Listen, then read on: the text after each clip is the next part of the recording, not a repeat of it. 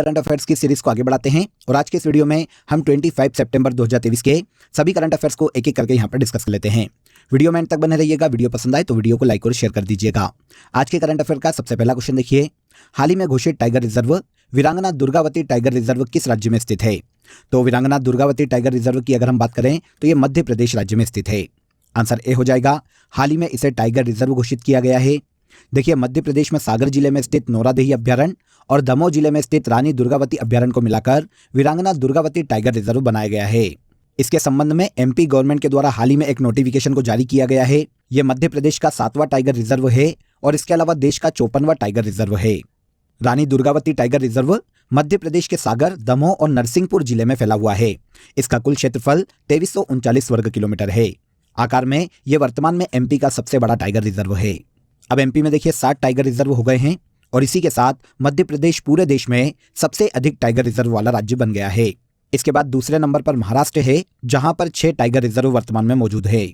अब देखिए, रानी दुर्गावती के अलावा अगर हम मध्य प्रदेश के अन्य 6 टाइगर रिजर्व की बात करें तो कान्हा-किसली, बांधवगढ़, सतपुड़ा, संजय गांधी, पेंच और पन्ना नेशनल पार्क, ये मध्य प्रदेश राज्य के अन्य 6 टाइगर रिजर्व है। अब एमपी का 7वां टाइगर रिजर्व वीरांगना दुर्गावती टाइगर रिजर्व बनाया गया है।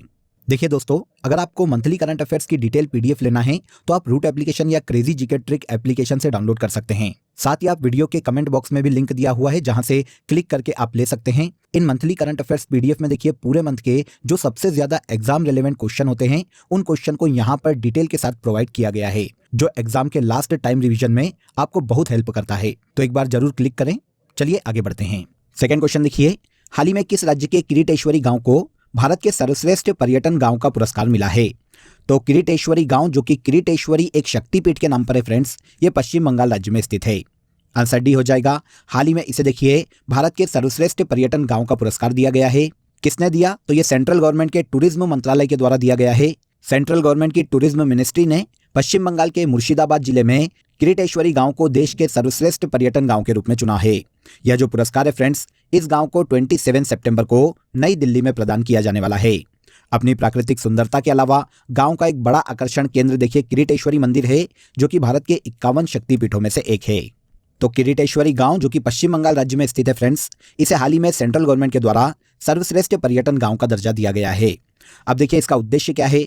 तो इसका उद्देश्य ऐसे गांव को सम्मानित करना है जो कि ग्रामीण पर्यटन स्थल का सबसे अच्छा एग्जाम्पल है।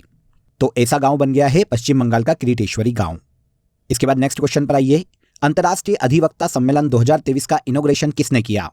अंतर्राष्ट्रीय अधिवक्ता सम्मेलन 2023 आयोजन के नई दिल्ली में विज्ञान भवन में किया गया है। इसका इनॉग्रेशन हाल ही में भारत के पीएम नरेंद्र मोदी के द्वारा किया गया है। आंसर बी हो जाएगा।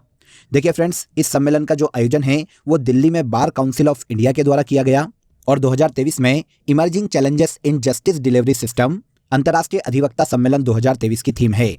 यह पहली बार है फ्रेंड्स जब देश में इंटरनेशनल अधिवक्ता सम्मेलन का आयोजन किया जा रहा है।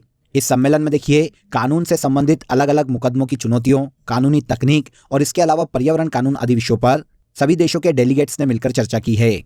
तो अंतर्राष्ट्रीय अधिवक्ता सम्मेलन 2023, जिसका आयोजन नई दिल्ली में किया गया है, इसका इनॉग्रेशन भारत के पीएम नरेंद्र मोदी के द्वारा किया गया।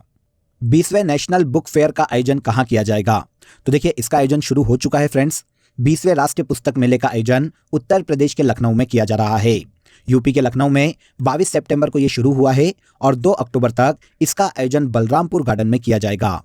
यूपी के लखनऊ में यह जो राष्ट्रीय पुस्तक मेला है ज्ञान कुंभ की थीम पर आयोजित किया जा रहा है और ये 11 दिवसीय पुस्तक उत्सव है, जिसमें देखिए अलग अलग बुक्स की लॉन्चिंग, कवि सम्मेलन, मुशायरा और इसके अलावा बच्चों के लिए अलग अलग कार्यक्रम आयोजित किए जाएंगे।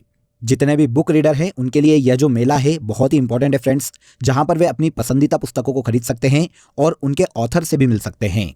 तो 20वें राष्ट्रीय पुस्तक मेले का आयोजन उत्तर प्रदेश के लखनऊ में किया जा रहा है। World leader for peace and security award 2023 किसे प्रदान किया गया?